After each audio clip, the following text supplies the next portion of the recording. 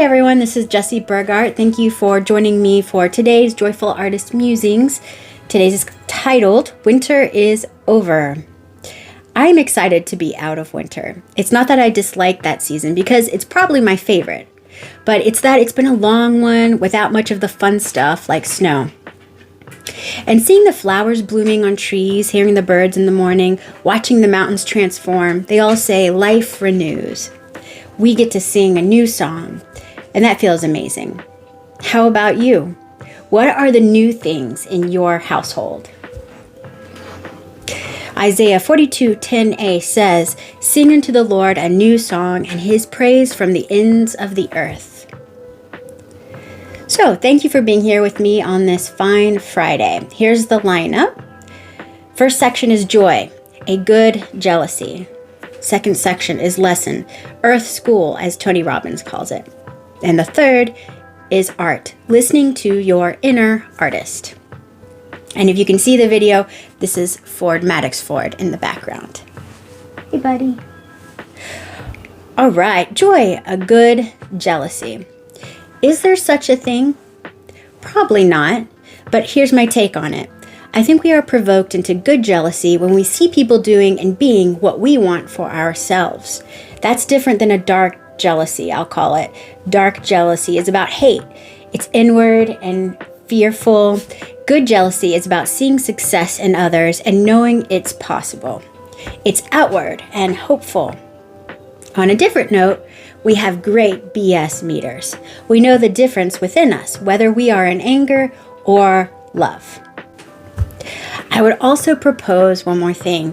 We can transform that dark. We can use it as a trigger and reframe it in real time. We can choose the good jealousy. What do you think? Albert Einstein said, "Blind obedience to authority is the greatest enemy of the truth." And section 2, lesson, earth school as Tony Robbins calls it. Going back to the seasons thing, I love the way Tony Robbins puts it, earth school. Personal life seasons are analogous to Earth's seasons. In winter, we have trials. We must traverse what feels hard, cold, lacking, painful. Getting through that gets us to spring, a new life. Summer becomes difficult too. It's hard work under a hot sun. Then fall time brings harvest and plenty. In all of it, we are being tested. Our character is tested. Our faith is tested. We get to choose how we behave, plan, work, live. It takes decades to understand it. Instead of asking why, fist shaking at the sky, we can ask what? What can I learn? Currently, I'm entering spring. I love it. What season are you in? And Tony says, if you can live well in winter, you can excel in every other season. I believe in you, my friend, whatever season you're in. Here's a quote from Colby Colton. Don't compare yourself to anyone else. Your authenticity is your currency. Section 3, art, listening to your inner artist. When we're free in the creative flow state, we are also open to imagination, and sometimes these little inner nudges appear, such as an image, idea, or moment of synchronicity. It's unexpected, but you know it means something. I hope that when that happens for you, you get the chance to fully embrace it. So get all in, write it down, follow its lead, research it. Who knows where the adventure will lead you? This week I got a nudge too. It was an image. It spontaneously appeared in my mind, but it was clear. To investigate, I'll look up the symbolism, colors, and other possible meanings, and I've already done a little bit of that.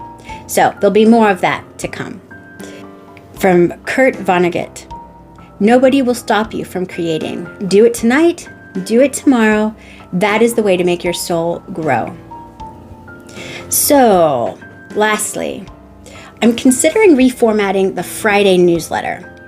Sometimes simpler is better. So next week, coinciding with a major surgery I'm going through, I'm going to try it out. It's going to be simpler. So I'll have one subject instead of 3. I'm always open to suggestions. What did you groove with this week? What do you want to see more of? Happy creating.